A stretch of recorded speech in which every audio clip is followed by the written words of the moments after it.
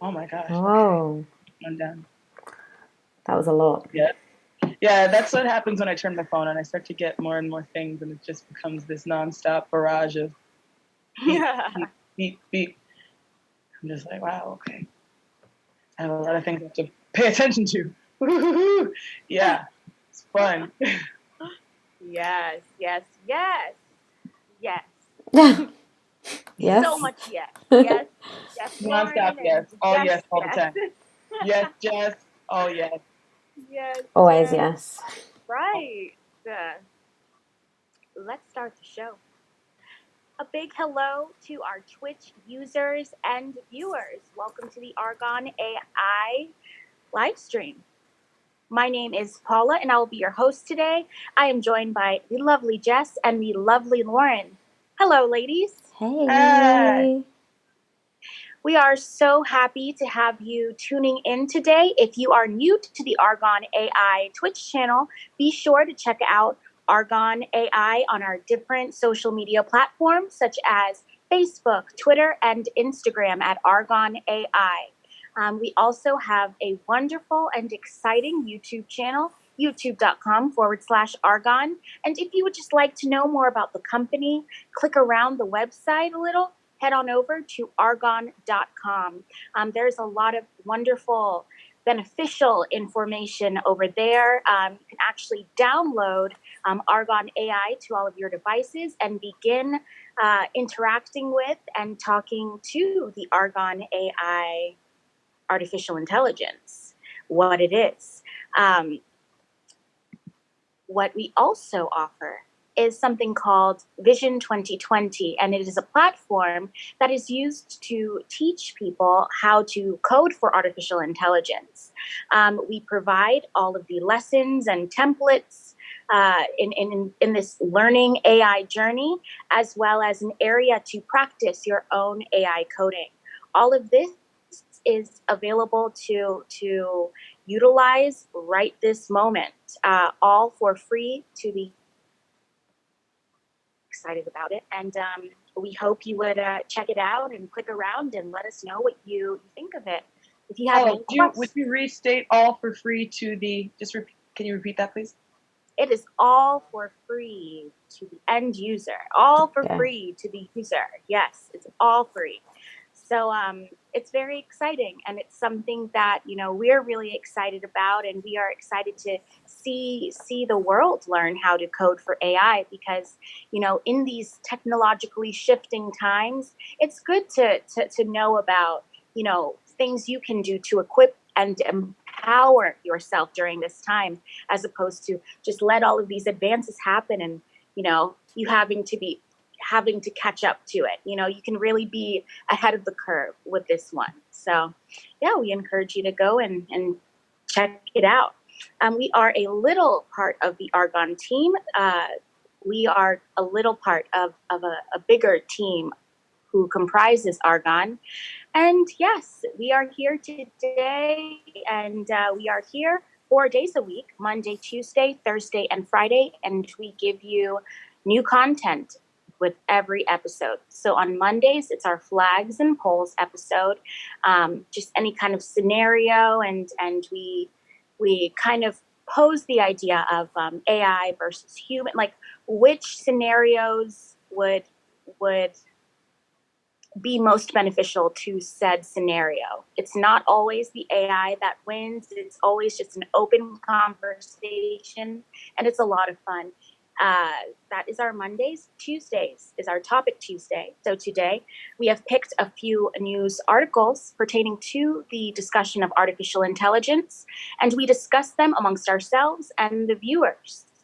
That is always This is always a fun episode too, because there always is a bigger conversation as to what artificial intelligence looks like in the world, because these articles aren't just coming from America, they come from everywhere, which is, it's nice to see the difference in the conversation. Mm-hmm. On Wednesdays, we do not have a show. Thursdays, we have Throwback Thursdays. So any piece of technology or a way that we have interacted with life before, any way of doing things, how it was in the past, how it currently is, and a life imagined with artificial intelligence. And our Friday show is our AI weekly roundup. We discuss everything we have talked about during the week, as well as what to look forward to in the week ahead. All right, ladies, random question of the day. We also get started with a random question of the day. My question today is snack-wise, to get us into the mood for our Thursday episode. I won't spoil it yet, but snacks.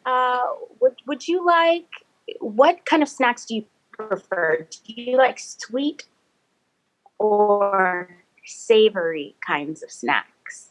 It depends what kind of mood I'm in, but you can't beat a good packet of crisps, which is chips to you guys. But you can't beat that as a nice snack. So I'm trying to think. I think normally I would go savoury these days. Like maybe 5 years ago I would be like, no, sweet all the way. But I think no, I'm gonna go savoury. And in the UK, I mean, a sausage roll counts as a snack. A pork pie is a snack. Is it really? It can be, yeah. You can get like little mini ones.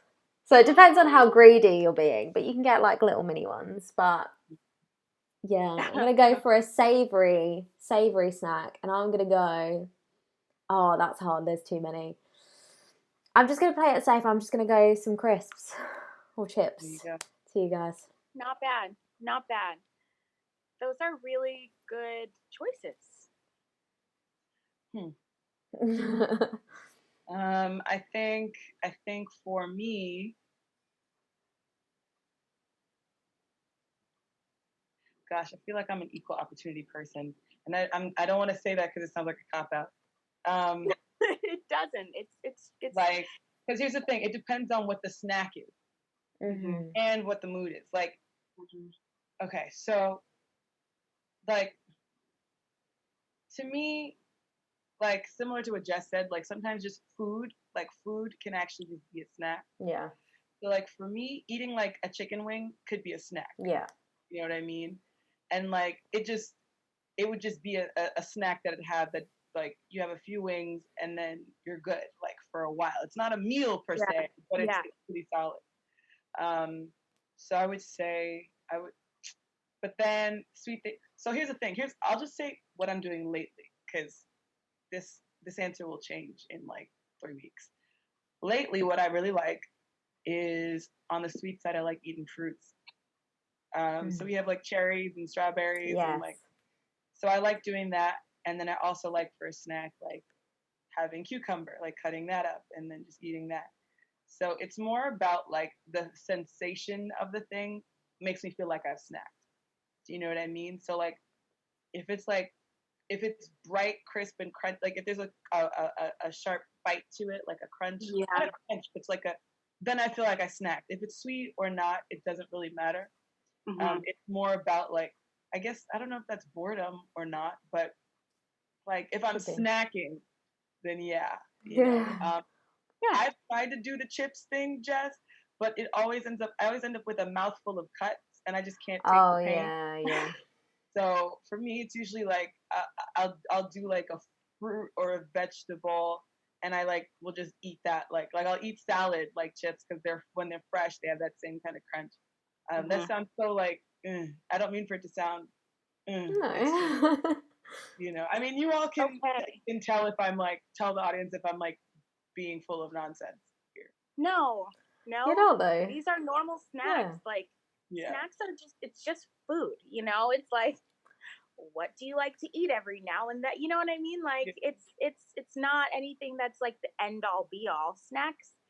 No, but it's also like, people when they think of snacks, it's like chips, but not chips, like cheese doodles, Doritos, like snacks, like junk food. But I'm just saying stuff like cucumbers and grapes. But that's good though. No. That is good.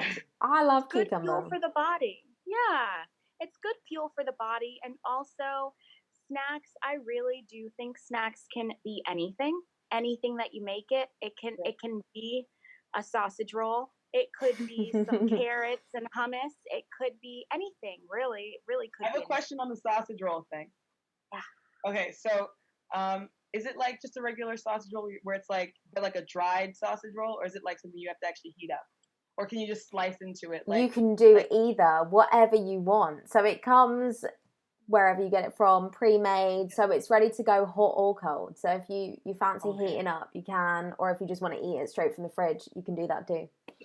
You can eat sausage rolls? Yeah, if they come pre-made, yeah. You can eat them cold? Yeah. Yeah. Like, okay, No, it's not. It's great. It is great, Paula. Jess, the one I'm thinking of, it's like the one when you get like on a charcuterie board with like cheese and stuff like this, where it's like the dried link, like that's dry aged, like. Oh, like this is way too this is way too fancy for a sausage roll. Yeah. Let me see if I can show you what I'm thinking you mean. Almost like minced and formed meat. It depends on where you go though, because the quality of sausage roll is different. Like Greg's is kind of like you'd say like a fast food kind of thing, like a Dunkin' Donuts. Okay. And imagine Dunkin' Donuts making a sausage roll, but it's still really good. Are you saying this? Like, okay, hold on. Let me turn the brightness down so it'll actually show up. Are you talking about something like that? No. I will show you what I mean. Hang on. Because that you're so fancy. I would eat like. That would be amazing. That's a charcuterie board. Yeah. This is like a puff pastry. Yeah. Yeah. Oh, that looks delicious. It's that really looks so yummy. They are really good. That looks. And see, look, you can get them like small. See what I mean? Aww. So they're like snacks. See, those almost look like hot dogs. What do they call them? Pigs in a blanket. Pigs in a blanket. Yes. But hold on, but the sausage looks more nice than the hot dog that's in the pigs in a blanket. Like the sausage looks a little more sausagey, like real, like a real thing. It also depends on where you go because there are like different levels to the sausage roll. Yeah. Like you can do basic or you can do like super fancy, and like the quality of the meat put into the sausage roll it's different. It has a whole different texture. What'd you say? What's considered fancy? Like they add different seasonings in it, and it's like like you could have just like a plain less one. filler. Yeah. Or you can have ones where they put all kinds of fancy stuff in it. So it's like an upgrade. But I was just talking like your bog standard normal sausage roll. Yeah. It looks good. It looks fun. I should try one. So we've got a couple of comments. We've got Goat1314 that says hi. Hello, thank you for tuning in. What's your favourite snack? Let us know in the comments. And where are you watching us from? And then we've got Let us know. Ashy D95. Hi, Ashy D95. Who says, hello, my favourite sweet snack is a cinnamon roll. And my favourite savoury snack is crisps. I'm from the UK. There you go. Oh, yay. Hello from the UK. Wait, who's from the UK? Ashy D95 or the first person? What was Ashy their name? D. Ashy D95 is from the UK. Ashy D95. We're still waiting on Goat1314 to get back to us. Goat1314, tell us where you're from. We're curious. Yeah. Also, have you just stumbled across our channel? Are you interested in artificial intelligence? Let us know, because that's what we mainly talk about on here. So welcome, and thank you for joining the conversation. We like to start off with these random questions, but then we talk about all kinds of AI stuff, and we welcome feedback. So jump in, have convo. Yeah. You're welcome here. Yeah, man, I do really love a sausage roll. I could eat like a partial meal as a snack. Do you know what I mean? Like it doesn't have to be considered like snack foods like you were saying, Lauren, but yeah, they're all good. I like fresh fruit. I like chips. Good call on the cinnamon roll, Ashy D95. That is really nice. That's a good snack. You know what I want to do though with cinnamon rolls? Like I want to try a cinnamon roll not made by Cinnabon, and not made by what's that company that's in every vending machine? Do you know what I mean? Lil Debbie or one of them. Lil Debbie. Like I wanna get like I wanna experience a gourmet cinnamon roll. Yeah, like I that would be experience, because I feel like the amount of flavor that's in a cinnamon roll and in the dressing, like the icing on top. I feel like imagine if you had like someone who was like, let's do a gourmet remix where the icing was like made with sugar and rum. and then you had the cinnamon. You know what I'm saying? Like, yeah. I really want to try. Like, I want to experience a gourmet cinnamon roll. That might be the weirdest statement, but No. thank you I'm for with bringing you. it up because that was a thing that was in the back of my head that I never expressed, and because of Ashley being It's out there. Yeah. So Megan Cav has just commented. Hello, Megan. Welcome back. Hi. And Hi, they Megan say Cav. cherries. Oh, Ooh. I feel you. we got some cherries on the Very good. weekend. You can't beat some good cherries. Are they like big plump ones, like the ones that look practically like a? Cherries are a perfect snack. I feel like cherry sometimes gets a bad rap when artificial flavoring comes into play. Fake cherry taste. Because it doesn't even taste like real cherries. I'm like, where did they come up with this flavor? Because it doesn't taste anything like a real cherry. You know what I mean? I never understand why when they're doing the cherry flavor, it's never just, but think about it. Look how bad sometimes grape can be. Grape can be great. Some brands can do grape and it's amazing. And then other times you have the grape and you're like, this is just bitter and sweet at the same time somehow. Yeah. With like an essence of chalk or something. So I don't know. Something about those fruits. Sometimes it can be good though. I feel like the one they always get right is artificial flavor. It's almost comforting. Yeah. Yeah. Yeah. I think I'm lagging right now. A little bit. A little bit. Paula's lag sense is so sharp. Like she knows exactly. She's like, "Yep, I'm lagging. I know it. Because when we're vibing naturally, it's like the responses are like a regular conversation. But when I'm lagging, it's kind of like, oh yeah.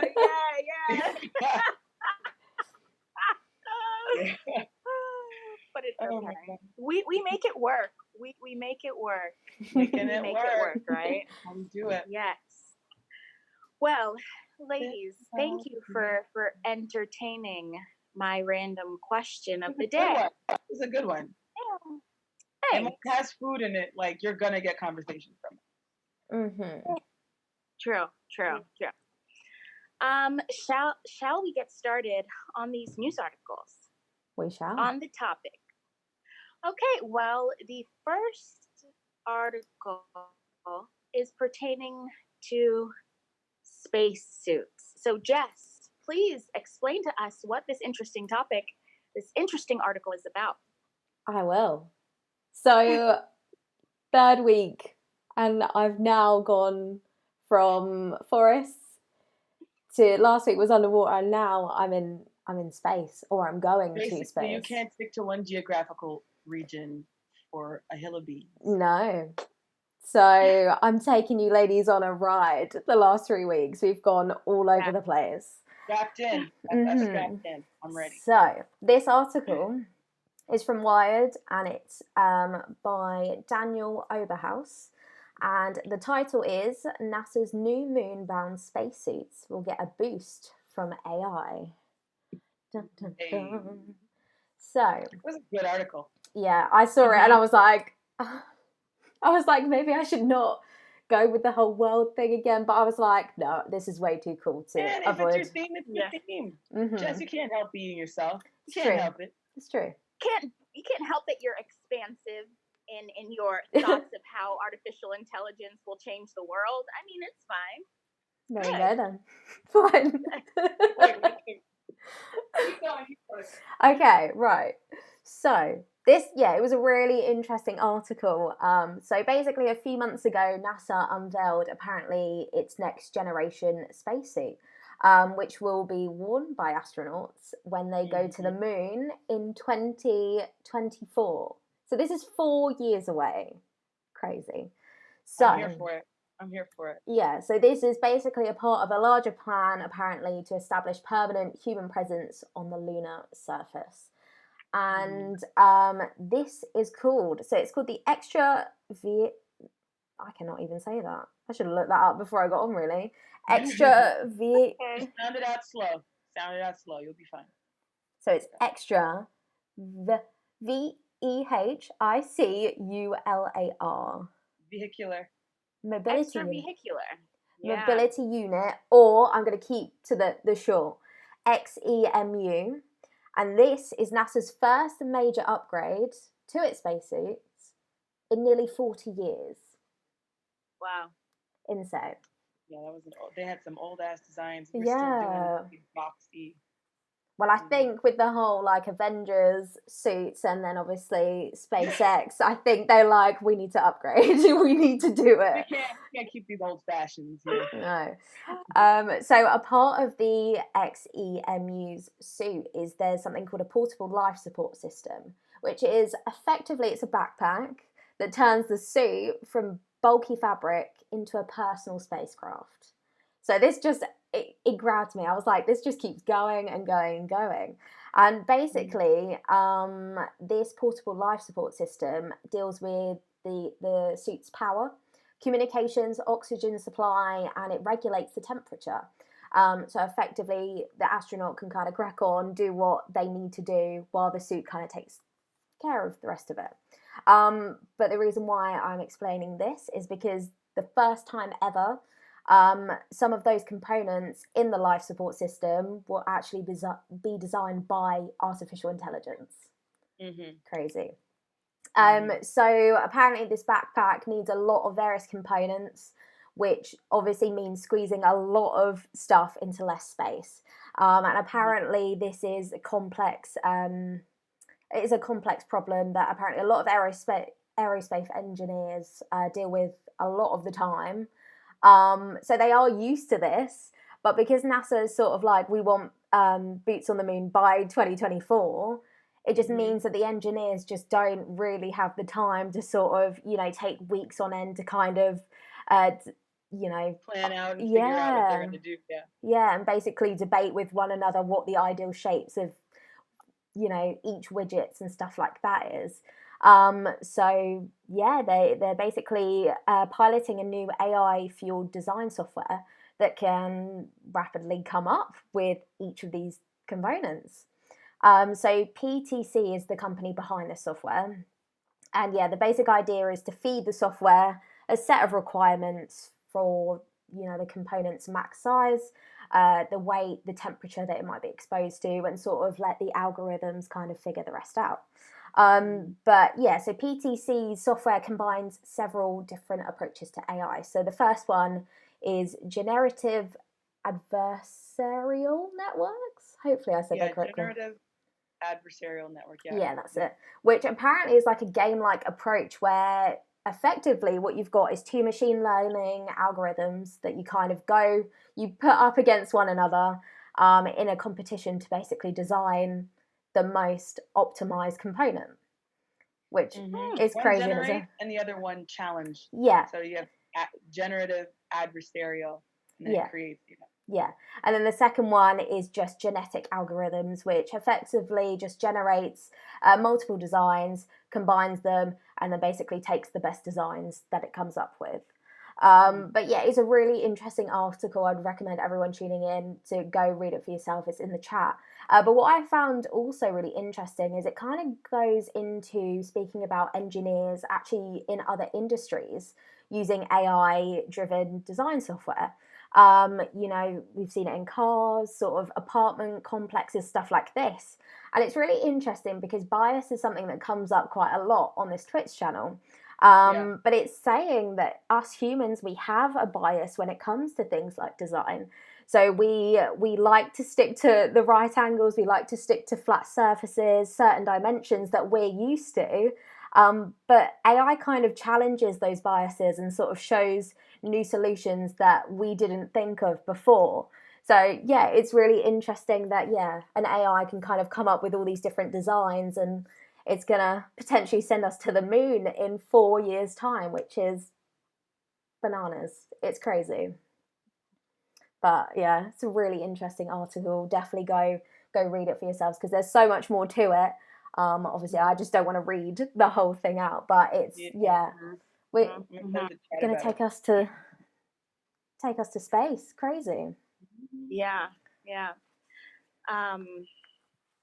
I loved this article. I love the fact that they were talking about making sure that the suit is optimized in a way that the astronauts don't even have to worry about whether or not everything is working within the suit, so they can just go out and do what they have to do and not feel confined by the suit, but the suit almost be an extension of just what they are actually out there to do. Mm-hmm. Yeah.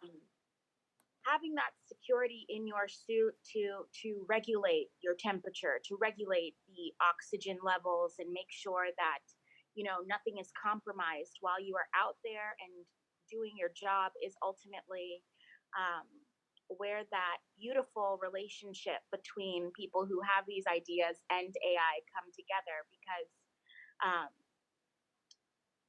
when anything space related it comes into play, safety is of the utmost importance. Mm-hmm. So I just really appreciate that they are really taking into consideration the astronauts' experience, things that the certain elements that they are going to have to come into contact with and stay out of contact with other elements.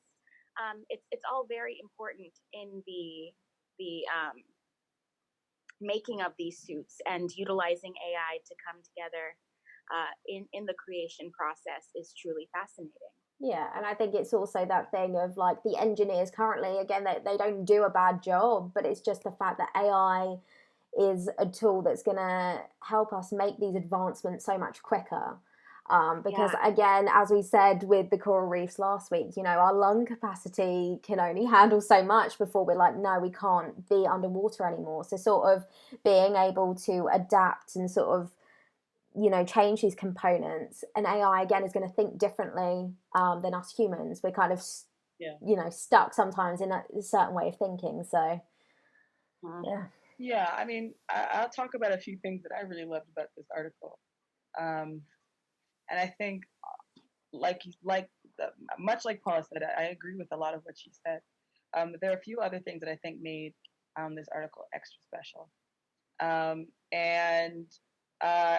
I think using I don't know if they pronounce them GANs. Why don't I know how you pronounce the abbreviation GAN? I know what the long word is, but I never get the acronyms in tech, right?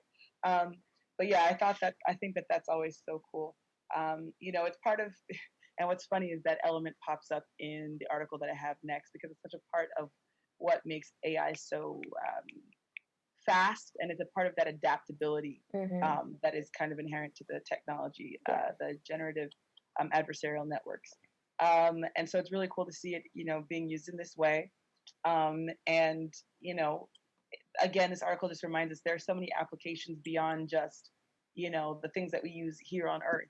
It becomes the best Swiss Army knife you could have, especially when you're in space and you need that. I found just learning about, because it kind of the article goes into some detail about the different requirements for the various elements they have to work on. So like the fact that obviously if anything that's on the moon is being taken to the moon, so there are mass limitations, for a rocket, and then you have to design within these strictures, these parameters.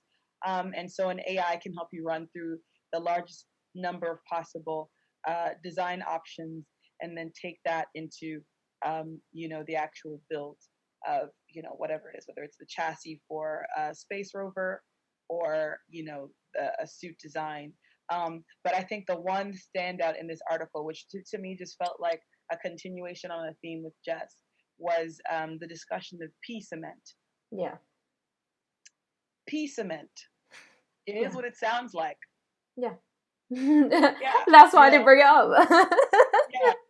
And no, Jess, it's a thing. We gotta bring up. That's why I avoided. The Fun Channel and pea cement is very much pea concrete. Excuse me, pea concrete. But what it reminds you of is just the sheer resourcefulness required to function on the moon. Literally, nothing can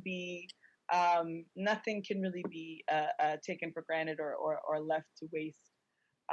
You know, and so it's really exciting in a way, as ridiculous as the whole concept is,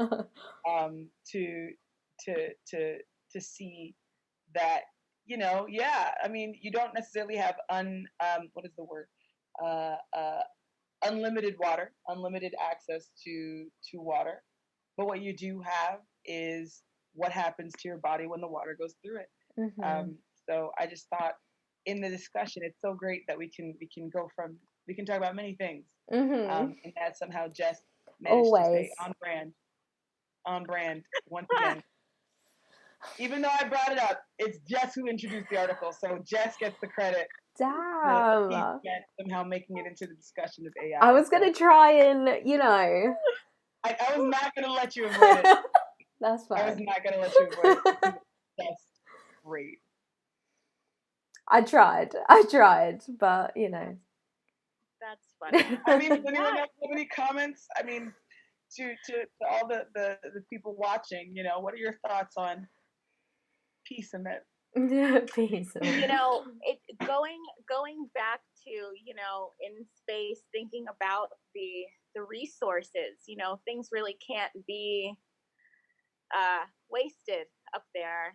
So possibly they'll find a way to make this a little bit like a normal thing to Yeah. happen. Who knows? Yeah. Building houses up there. Great. Why not? You know, Why not? I'm sure there's other things that are done to it as well that make it what it is. But if it's not, if it's just pure unadulterated, if it were pure unadulterated urine, would you live in the thing, or would you live in it? It would smell though, wouldn't it? Yeah, and I also imagine they've that, got to have figured out a way for that to not be the case. I feel like the ammonia would like break down possibly like the cement after a while. Unless it's a part of what builds Yeah. bonds. You know what I mean? It's a chemical. Who knows what the Yeah. reactions are? It's probably, I don't think it's like straight up, here's your pee in your, like, I'm sure chemical reactions of whatever compounds they're using, I'm sure it's got to be more than that. Yeah, Every my time. house on the moon, if it has to be built this way, yeah, it'll be a conversation piece. I mean, aside Conversation from it piece? Oh yeah. being on the Peace. moon. Yeah. What? Oh no. What was that? Paula, we missed everything you said. Your connection. Don't worry, you're, yes. Just say The what you're. conversation piece, I said yes, it would be a conversation piece for the house. Did you guys get that part? Yes, we did. Oh. This is your connection. It's dragging everything. I wish I could say that me getting that part of the joke was lag. It wasn't. But the thing is, Paula, it's like that. when you watch it back and your connection drops out, it drags peace out like that. So it added to it. Perfect. I love it. I love it. You know what? We work through these situations. We work through these circumstances, and we have fun doing it. So it's fine. It's good. Thank you for that article, Jess. We appreciate it. Yes, Jess didn't answer. Would you live in a pea concrete house? To our viewers, you live in a pea concrete house, would you? Well, the thing is, it's on the moon, so it's not like right now where you can breathe the air, you know, that the walls are literally like this. So if you've got to wear a suit constantly and you don't have to smell it, fine. But if there's that odor all the time and, you know, you don't have anything blocking the nose, then it's going to be a bit of an issue, isn't it? Yeah. Yeah, I would totally live in a pea concrete house. I totally would. Not like excitedly. No, if you had to. The assumption I'm making is clearly that it's certain things are going to have chemical reactions and bonds made and broken. So I just don't think that it's going to literally just be the constant smell of urine. I just don't think that's what it's going to be. But when you think about it, if it's between that and like the cold, nothing radioactivity filled space. Concrete house any day. I don't want to be radiated to death. Like, I'm fine with that. Yeah. Yeah. But listen, this is why you follow this Twitch channel, twitch.tv/Arghon AI, because you get scintillating conversation about peace and men. Yeah. Thank you. I mean, that's the perfect, the cherry on top of this conversation. Thank you for that article, Jess. That's okay. But I thought you were going to be like, and that's it for the show. Goodbye. Like, as in a joke way. That's it. Peace, event. Bye. We wouldn't do that. Okay. Well, we're keeping this rolling because we've got 2 more articles. So, Miss Lauren, let us know about what's going on with your article. Alrighty. So, with that beautiful segue, thank you, Paula. We're going to go right into my article. It is from Forbes, written by Rob. I'm going to assume his last name is pronounced Toews, Rob Toews. And it's entitled, "Here is How the United States Should Regulate Artificial Intelligence." And so before I go into this, I just want to say it's a big part, regulating AI is a big part of the AI discussion. Yeah. And very often, it's kind of led from a place of fear mongering, people who want to make you feel stressed and like they might be the only people who can be trusted in the AI space.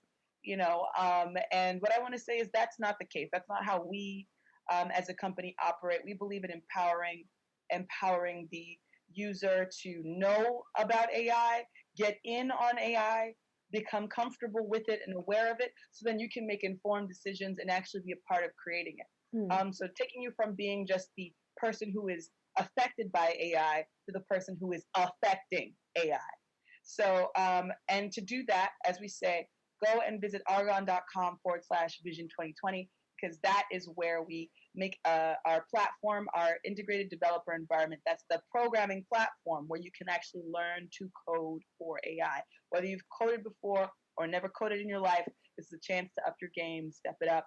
And on top of that, it's completely free, and you get to practice what you learn. So it is a hands-on learning. If you were like, man, I didn't like school, it was too much theory, this is great for you. If you're like, I love school, this is also great for you because there's a lot of information. So that's really easily broken down and understood. So definitely go to arghon.com, arghon.com/vision 2020. The link is somewhere at the top of this page, the website address. So /vision 2020 to learn all about it and get started. It takes 2 seconds to sign up. It's really easy.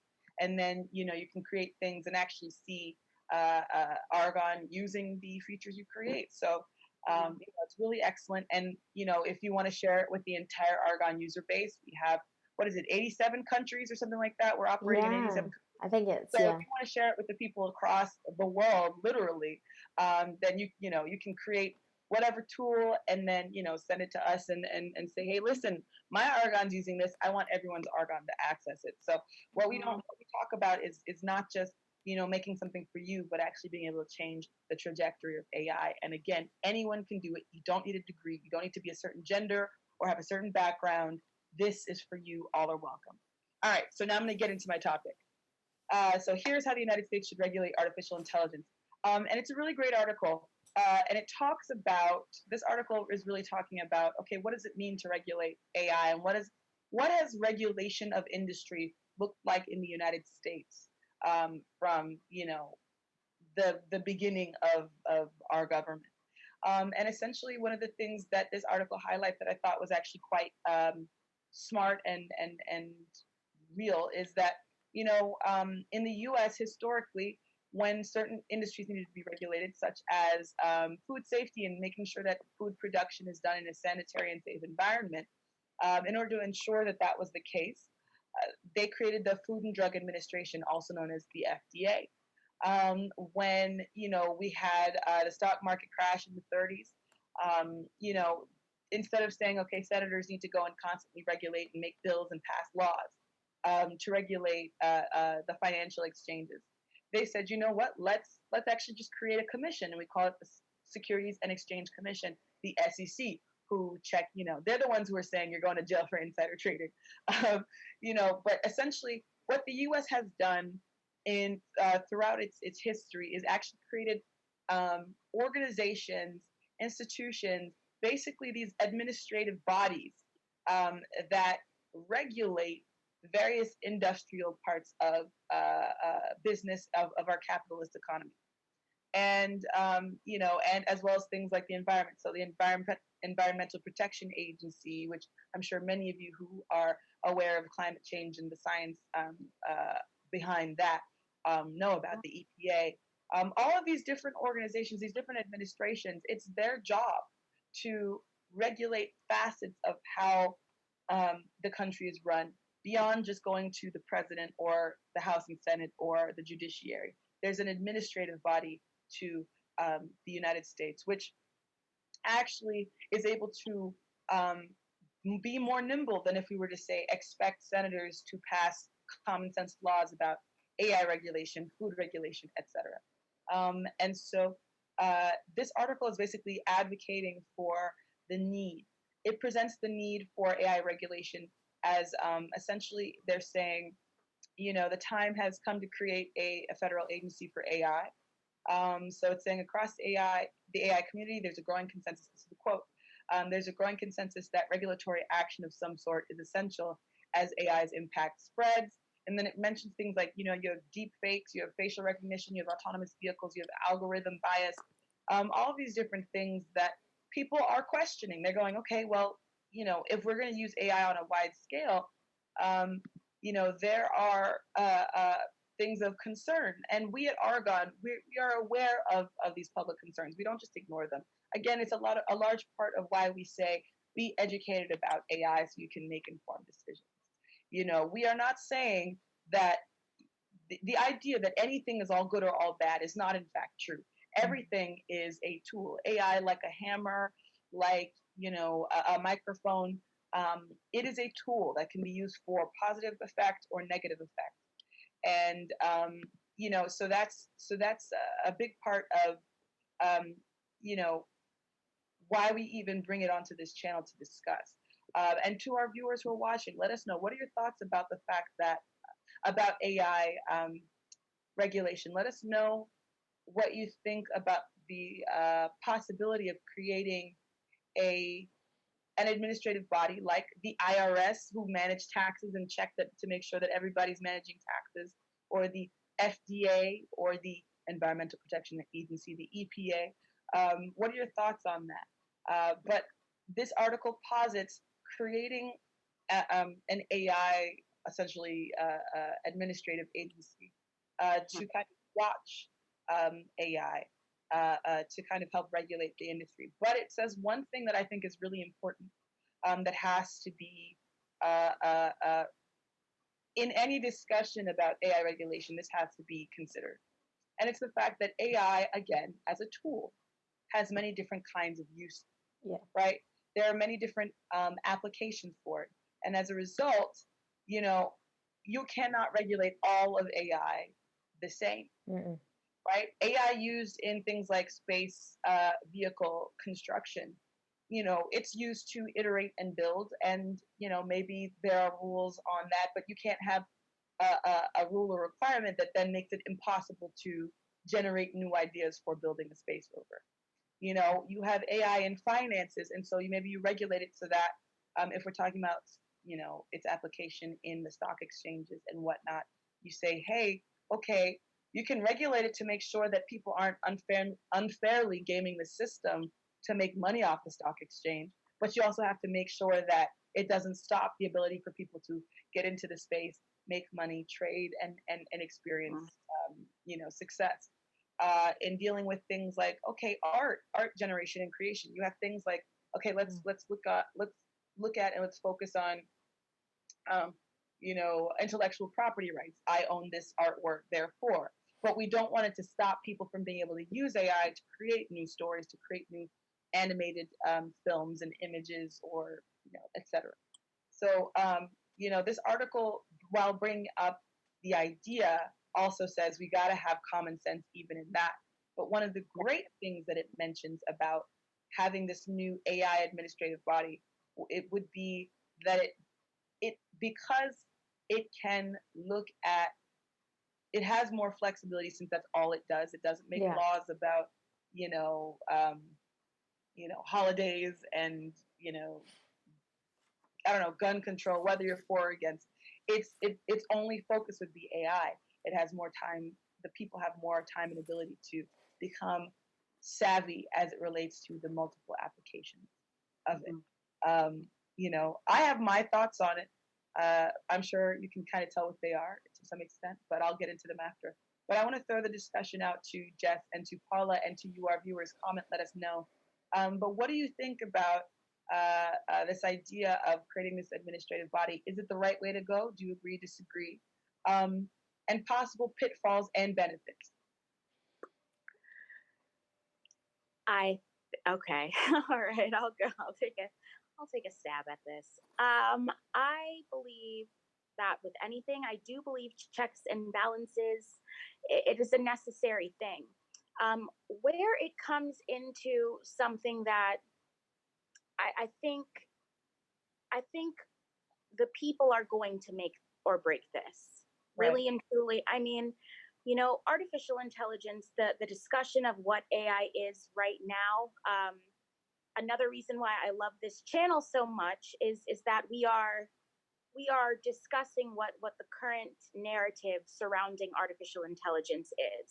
Mm-hmm. So when creating this committee or team of people that are going to regulate the AI industry, I do believe education is key.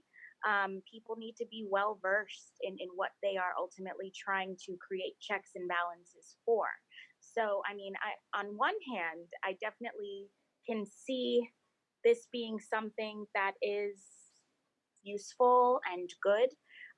But also, I definitely believe people are very aware, that if a company is upfront with certain permissions that are given through the actual AI company, like within itself, and that data, it's either given permission to or to not do certain things within the specific AIs. I also believe that humans are intelligent enough to set up those stipulations and certain boundaries for themselves. I'm kind of on the fence with this, but if the committee is built with the right intentions, as opposed to, we have something to gain by creating the narrative of fear surrounding AI because this other market is suffering, the intentions have to be something that really has the people, the user's experience, the user's safety and security at the core of it. That has to be the ultimate thing that is driving these committees. If it is for monetary gain, if it is for other things that get kind of convoluted along the way, then I would say, people are intelligent human beings themselves. And as long as AI companies are putting into place the certain permissions, certain disclaimers before certain things are done within the system, I do believe that humans have the wherewithal to be able to navigate that, no matter if AI is new to them or not. The idea of giving permissions, I mean, anytime someone goes to a new website now, you are asked whether or not you want to share the cookies with that website. And all of that has to deal with information and how data is stored and remembered on your device and their system. So it all really is something that it really just depends on the intentions behind the creation of this. But yes, checks and balances are important, but as to who does the checking and balancing, that's important as well, because I do believe human beings are able to do that. And I would hope that the AI would have that user's experience in mind, So yeah, those are my many thoughts on that. And they're good points. Good points made. Yeah. So it is a tricky one because you can kind of see it from both sides. But where my brain was going, you Paula, were kind of talking about, you know, the agency itself. But then I think on the other hand, you can't always expect people that get involved in AI, whether it is through a company or, you know, people are doing deep fakes on their own, you know, at home. We can't go through life always expecting that you're going to have people behaving correctly. So in a way, you do need regulations because otherwise it is going to be a free-for-all. And I think then there's no clear repercussions for people that do use AI in that negative way. You know, we as Arghon wouldn't ever do that, and I would hope that people wouldn't do that, but still there are people in the world that would use that in a negative way. But I think going to, you know, the agency, it was interesting for me reading this because, again, I'm in the UK, I'm not based in the US.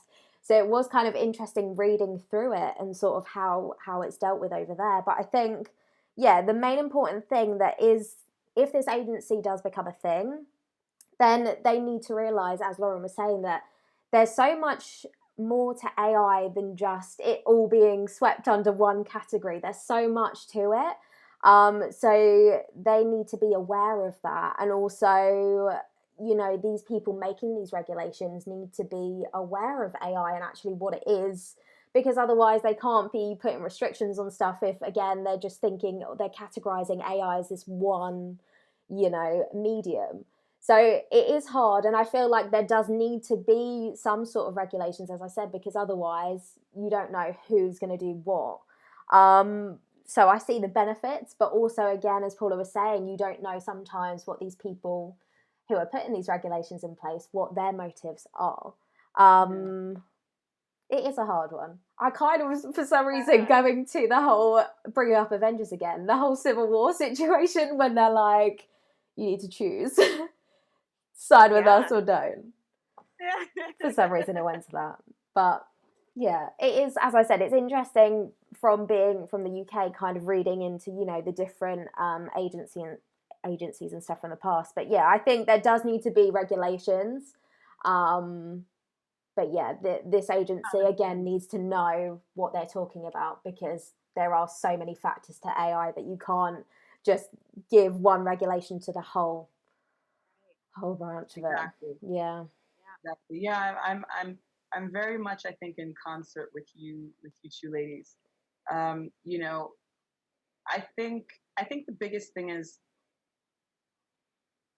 we have to actually see where this is going. Yeah. To some extent.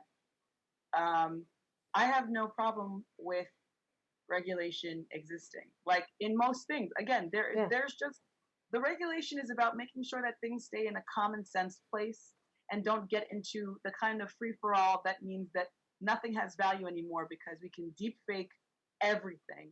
So which one's real? Or, you know, the people have no protection, so they therefore don't feel confident even using it. You know, we don't want it to be so unregulated that it's like, I don't trust it, I'm just going to go off in my little corner.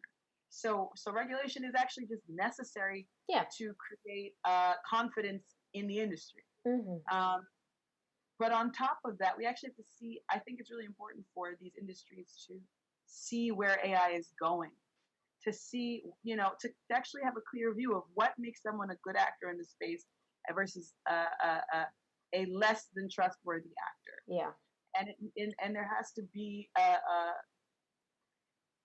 there has to be, like in most things, and like, you know, relevant to the discussions that are happening in America today, there has to be a board, and that group of people who are coming together who would potentially, because obviously it's a suggestion, it's not necessarily saying that this is going to happen. This is just Toews' particular response to the things that are happening here. You know, in response to the kind of the industry and the news about it. Yeah. But, you know, it's really important that any body that is going, like body group that is going to be regulating AI, be representative. Because there are a lot of big companies who are doing it, but then there are very small companies, and those two groups don't have the same reach, impactability, etc. And what can happen is the regulators are so afraid of the big guys that they choke everything, including the small guys who are just saying, "Hey, listen, we're here to help." Yeah. You know, and on top of that, you also want to make sure it's representative so that, you know, we're not making regulation that only works for the big guys, and then, you know, every diverse actor in the space in whatever way, whether it's economically, maybe it's, you know, someone working with a really small incubator doesn't have a lot of resources, or it's people coming from different spaces and regions into the AI industries and stuff, into the AI space. It's really important that there be a much more holistic view. So you need to make sure that any body of administrative body that's going to be regulating this space actually look like the vast diversity that can be in this industry and space. You know, and on top of that, we can't go so far into fear that we actually fail to actually look at what's really possible, what's being done, who are the actors involved, and make, again, common sense regulation without, say, going from a place of fear. It can't be from a place of fear. It has to be from a place of what is useful. What is useful, what is productive, and then anything that chokes out that productivity because maybe it instills fear or it steals too much information or it's whatever, is then not just cut off, but is regulated to force a certain good action, you know, into place. You know, essentially, you know, if people know that their hands are going to get slapped if they try and do something stupid or touch the pot and they're going to get burned, they're less likely to do it. That doesn't mean you say turn off the stove and don't have a kitchen. You know what I mean? Yeah. Right. So yeah, those are my thoughts. I don't know. Viewers out there, what are your thoughts on that? It is a big topic, and again, we don't expect we're not all experts here. We're just kind of throwing out our thoughts. We don't expect a perfect answer, but it'd be interesting to think to hear what your thoughts are on you know, regulation in the AI space. Is it something that, you know, you're excited about, something that you're confused about, something that you think really needs to happen, or that you're like, don't do it, don't get into now, don't, you know, get into that kind of regulation thing now? Yeah, let us know what you think. We're curious. Man, that was a really great point you made in terms of like fear. You know, you cannot be driven by fear, even in the regulation of this, because then everything will just be stifled. You know, everything will just be like drowned out with fear of, well, we don't know how big this can get. It's true. Yeah. It's true. So thank you for that insight, ladies. Very, very good. Very good points made. Yes, if you all are just now tuning in, if you would like to follow along with the articles, we have them posted in our comments section. If you are new to this channel, if you would like to view past videos, that is also available on our videos portion of the Arghon AI Twitch channel. If you would like to know a little bit more about Arghon, you can head on over to arghon.com right now, or check us out on our social media platforms on Instagram, Facebook, and Twitter at Arghon AI. That's Arghon AI. We also have a YouTube channel available that has many wonderful, insightful videos on the conversation of artificial intelligence. That is youtube.com/Arghon.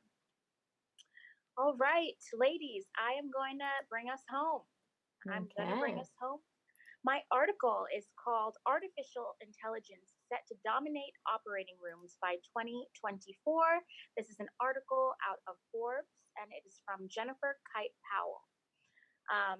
There was a study done with Frost and Sullivan, and they were speaking about the use of AI in the operating rooms, how right now it's going to be used. Well, right now they are utilizing AI in the operating rooms, but on a very small scale. It's something that is not totally, fully immersive experience in the operating rooms as of yet.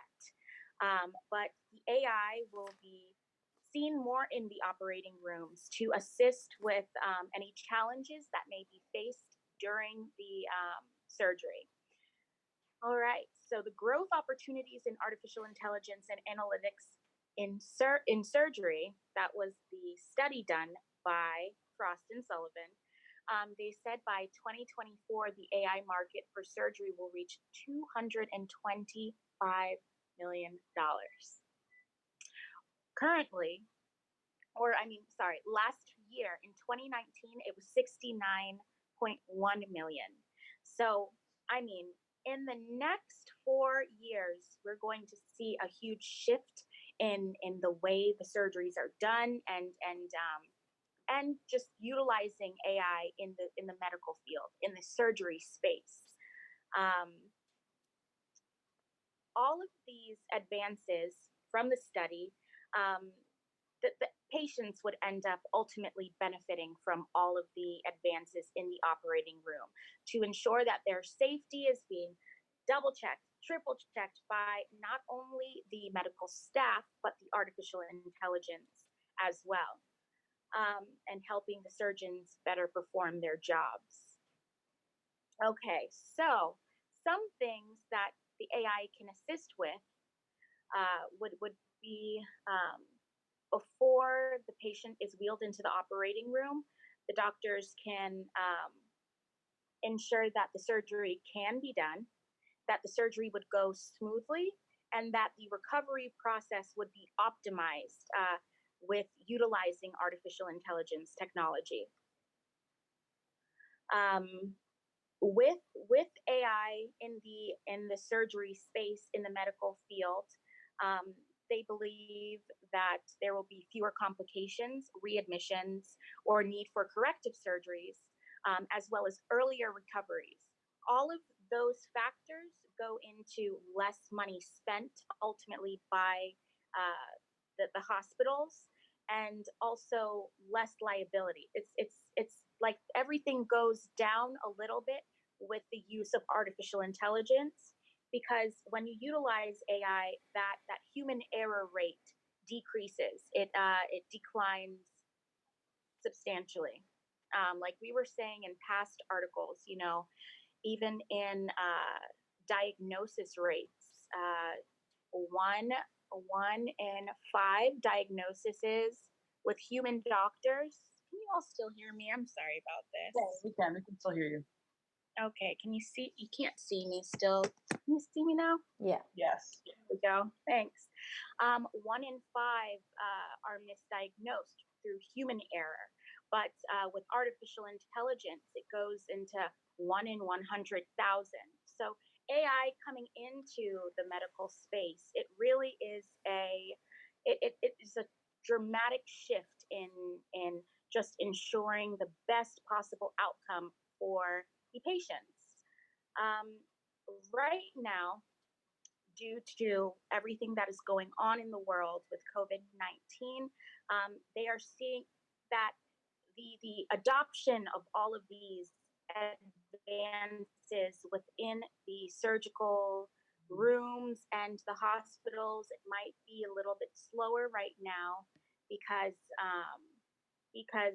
right now, for the operational purposes, everyone the hospitals are just trying to do their job correctly right now. Yeah. Yes, everything is kind of changing too much right now to say, okay, let's learn how to be technologically savvy, but on the other side of that coin, I do believe, I would hope that right now even AI is something being considered to make the way everything is being done as a standard a little bit easier. So I differ from the article in just thinking that I do believe artificial intelligence could be of huge benefit even right now.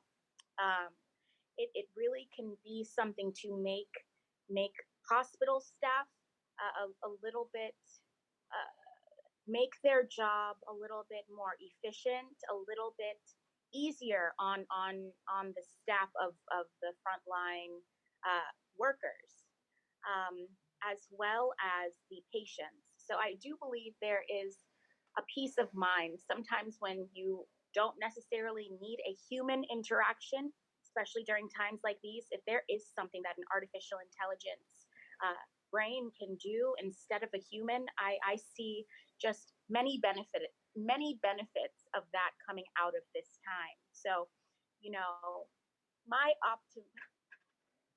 optimistic brain is thinking that possibly it'll be even sooner than 2024 that we see the changes happening. But that's just my opinion. So I'm going to get back to the article.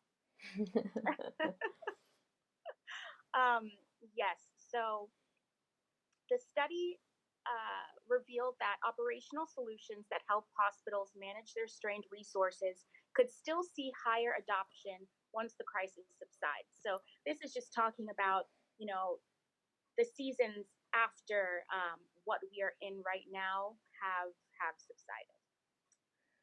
Okay. Mm-hmm. By 2025, the study finds there will be significant mergers and acquisitions in the startup market with medtech and medical imaging companies. Augmented reality, virtual reality, and robotics, augmented AI and analytics will be something that will find new places to serve patients within the medical sphere, which I'm very encouraged by. Any place that AI can come together with the medical world, I am all for. I'm also all for the fact that there is much talk in the medical industry utilizing artificial intelligence. I'm glad that people who don't necessarily fully understand artificial intelligence can see that there's much to gain, not even just for the hospital side, but for the patient experience, for the patient's well-being. There is much to be gained as a holistic experience with hospitals and the medical industry. So, ladies, what are your thoughts on this article? How do you see the whole setup of surgery changing by 2024? Mm-hmm. And do you think that there will be? Do you see there being advancements in the medical world even during this time we are all going through right now? That is a tricky question. Just because I know sort of in the UK, everything has kind of stopped. And I imagine... Can you repeat the last question you just asked? Do we see what? Do you see there being advancements in the medical field even during this time, in the medical field pertaining to artificial intelligence, even as we are going through the pandemic on a global scale? Right. Yeah. So I just think, I have some thoughts, but I want to go after Jess, though. Okay. So currently, I think the world is kind of in that weird limbo stage. And I don't think it's necessarily going to rule out people thinking about AI right now, hence this article. But I don't know if right now people... I just think there's still that negative connotation with AI. And as we know from past articles that one of the notes I've actually written for the article is that it's funny when it is humans, so like actual human surgeons, and then we talk about an AI doing a stitch and all of that kind of stuff. People are less likely to trust the AI, and they feel like the AI would fail more than the human would. When we know from the statistics, like you said earlier, Paula, and even there was one the other day where it was, I can't remember if you ladies remember, it was 94% accuracy rate about diagnosing something. I think it was like cancer or something, which is incredible that an AI can do that.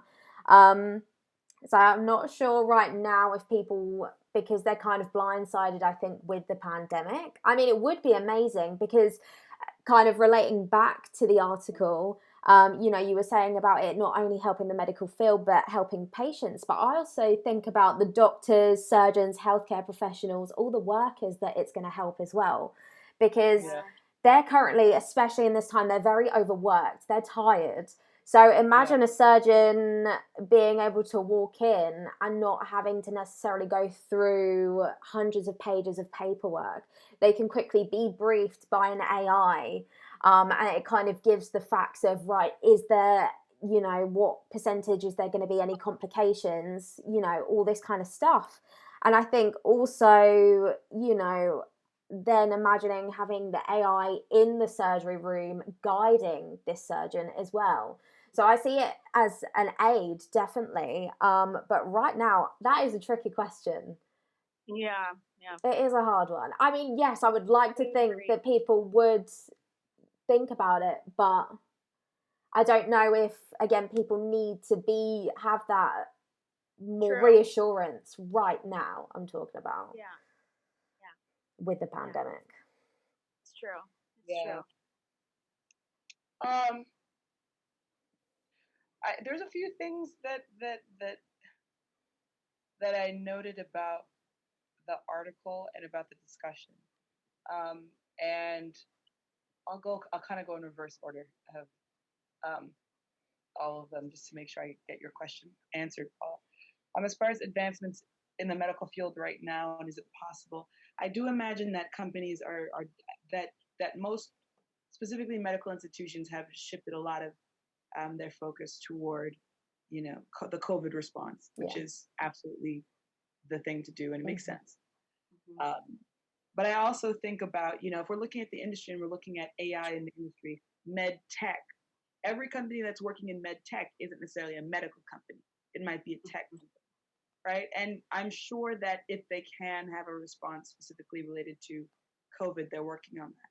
But I also think about the fact that if they are mostly a tech company, I imagine that there are still people who are working on technology and these advancements, making advancements in this field, specifically as it relates to AI connecting to, because they see how AI can actually aid the response. You know, the fact that an AI can, you know, if it's a companion style AI, I'm not referring to anything specific here, but I'm saying if it's a companion style AI, it's with users right at that point where they are, as opposed to having to travel on public transport to get to a hospital. So it can become a great frontline response when we're talking about, you know, gathering information for diagnosis, or even, you know, in response to, you know, okay, what do I do given that I do have whatever diagnosis from the doctor? So I definitely think advancements are still being made. Do I think that those are the priority right now? Not likely, but no one, that's not a surprise to anyone here. I'm sure to our viewers, y'all tell me if it surprised you or not, but I'm pretty sure it didn't. You know, but what I think is really cool about all of this is specifically that quote that's in this article, but is also a specific quote, I think, of the study, where it says, in effect, you know, by kind of melding and merging AI technologies, plural, with the medical industry, you can achieve the quadruple aim in healthcare of enhanced patient experience, increased provider satisfaction, improved outcomes, and lower costs. I mean, you couldn't be more, I think, well-rounded. I mean, I'm sure there's a way you could be more well-rounded, but that's certainly one of that's addressing so many different points. You know, when it comes to billing, medical billing, you know, an AI being able to say, well, hey, based on their diagnosis, their recovery period is this long, so we can't charge them a premium because they're not at work yet. Like, there's different ways that it can provide that are so vast, that go beyond just even the immediate diagnosis and healthcare response to, you know, okay, well, you can't afford a physical therapist, but we can have an AI therapist, you know, plus have, you know, when you add permissions and allow, we can have you do it under, again, permitted surveillance to make sure, oh, okay, you're using your muscles properly and you're not potentially causing more damage to yourself. You can have supervised self, what do they call it? What did I just call it? Recovery, the therapy. Physical therapy? Physical therapy, you know, and things like that. So I just think it's really cool. And what I'm hearing in this article, which kind of reminds me of one of our previous discussions, one of our previous Monday scenarios, where the scenario was, you know, you had a regular doctor and you had an AI trained by like some of the top doctors. Who would you choose to have stitch up your 4-inch cut or wherever it is, 4-inch cut. And, you know, the reaction was, well, I think we were we'll just say generally it was a both sides of the fence reaction. Yeah.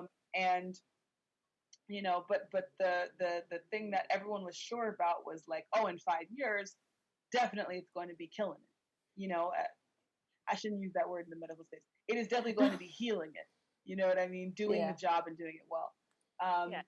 And what I think is so funny is that, you know, what we see right now is that it's already being used to such a degree that in a way that fear of using it is almost like kind of an irrelevant fear. It's like, how are you afraid of something that's already here and being used? Like, you know, it's like saying, I don't know, I'm afraid of, you know, cars. It is a legitimate fear. We're not judging that. But it's also so much a part of what we do every day that it's something that it's not on the scale of, again, the fear of like existential destruction. AI is going to take over the world. It's oh no, it's just like another thing. People are afraid of escalators and elevators. You know, that doesn't mean that we don't have them. It doesn't mean that they're not of use in massive quantities. You know, every airport. You know, that kind of thing. Let me get back to my point. But my main point is that I think it's really cool when we think about the timelines that everyone mentioned in those discussions. That we said a lot of things like, you know, in 5 years, 4 years, and then this article talked about in 2024 a lot of these being used, and then in Jess's article, 2024 people being on the moon using Boots AI. on the moon. Yeah. And so there's this idea of like in 5 years. So I wrote down 2024 year of a lot of changes and a heavy an explosion of AI adoption. You know, that people really should be looking for because I'm sure certain things will, you know, everyone won't come in on their projected timelines, but you know, when we look at like the trajectory of Arghon and how we're expanding, and you look at how you know, even in these circumstances, we are experiencing growth. Yeah. You know, it is really something that is happening, and it's exciting to see. And for viewers who are watching this, however they're watching it, they're really getting that inside view of what is coming. You know, AI is going to revolutionize the way we do most things. And again, it's so important that we add common sense and self-education is so important because it cannot be that you just listen to the loudest voice. It has to be that you are coming from a place of, based on what I know, which is an informed perspective, I can make this decision. I can see this situation and call for these particular actions to be made. I don't know if this is making sense, but basically it's just the sky is the limit for artificial intelligence. Yeah. And the opportunities are almost endless, the positive opportunities. Yeah. And so I guess my main message after all of this words, to make a long story short, is we should feel optimistic. The world, the public should feel optimistic. You know, there are so many ways in which this new technology can be used by you, for you, and actually improve. Think about it. Think about the medical industry augmented by AI. Yeah. Means we have health on a level we've never had it before. From, you know, what you eat and the start of the health journey all the way through to, okay, you're inside of the health space, outpatient care, post, you know, patient care. It's vast and it's exciting, you know. And again, I'm really proud. Just speaking now on a personal perspective, outside of this discussion, I'm just really proud that our company Arghon is really at the heart of a lot of innovation. And again, stuff that you all are not privy to because, you know, there's layers to this onion. Yeah. You know, it's really, it brings an optimism and an enthusiasm. And I encourage the public to again, be optimistic and learn how to code. It is the same way that we learn every social media platform. You know, we go from we've never heard of TikTok to I release 5 TikToks a day. There is no reason AI cannot be that same thing for you. It is not what has been said about it, which is it's for the few, the chosen few, the guys out there, the specific scions of Silicon Valley. No shade to them, they're doing what they do. But there is no reason that you, the viewer, can't also be a tech major. So do go to arghon.com/vision 2020 because this is real. This is an opportunity. Get in on the ground floor and make this your opportunity. You know, Yeah. it's amazing, ladies. So I mean, I'm turning it back over to you, Paula. You know, those are my thoughts on Yeah. Thank you so much. Yes, I want to, go off of that same sentiment that whether or not you are looking your sights to space or the government world or the medical world, you can utilize coding for artificial intelligence in any space you can think of. AI is something that will be a part of many different industries. And, why not learn now? Why not learn now? Upskill your life, learn these tools so you can be empowered, for the next technological shift. Which a lot of these articles and the timing, it's soon. It's soon, and we are in the beginnings of it right now. If you are interested in learning how to code, you can go to arghon.com/vision 2020 right now. It is ready for you to utilize this platform to learn how to code for artificial intelligence specifically, which is a little bit a cut above the rest. Yeah, like a medical term, because we're talking about the medical. Just a cut above the rest, Yes. It's definitely a leap. It's definitely like you're getting something that is putting you in a new stratosphere. It's really worth it for such a little investment, y'all. Like free 99. It's free $0. Free 99. It's free 99. It is free. It is free. Zero. And it's available to you right now. So head on over to arghon.com/vision 2020. Folks, that is it for our show today. If you would like to rewatch this show, you are able to do so. If you have any questions or comments, please feel free to leave us any questions or comments even after the live viewing of it, because we still have access to these videos and we are still open and willing and ready to answer any questions you may have. If you would like to learn more about Arghon, feel free to check us out on our social media platforms on Facebook, Instagram, and Twitter at Arghon AI. That is ARGHONAI. You can find us on youtube.com. Lots of fun videos and great content over there as well. youtube.com/Arghon. Arghon, the company itself. If you would like to see the actual website of what has been created, we also have an AI that you can download right now to any of your devices. Start interacting with Arghon. Head on over to arghon.com, ARGHON. Click around, get to know a little bit about the company and the services and products we provide. All right, ladies, thank you so much for another lovely discussion on the topic of artificial intelligence. As we can see through these articles, the vastness of AI spans so many different industries that I'm so excited to see how people really take hold of a life imagined with artificial intelligence and create things for the future. Super All right. excited.